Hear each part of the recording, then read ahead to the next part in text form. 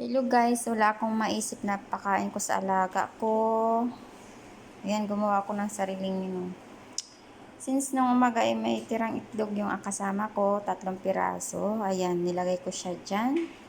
Sa sandwich, nilagyan ko lang siya ng jiba na almuray. Yung Wow. toast.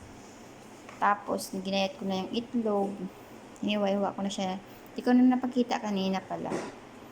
Tapos, nilagyan ko siya ng ranch. Ito. Wow. Yan. Yan, masarap yung ranch. Lagyan siya ng ranch. Tapos, sa ibabaw mozzarella na. Tapos ngayon, ilalagay ko na siya sa oven. Sana kumain yung alaga ko. Yan, ilalagay sa... Yung init mo na sa baba. Ilang minuto lang. So, ayun na nga siya, guys. Luto na siguro siya.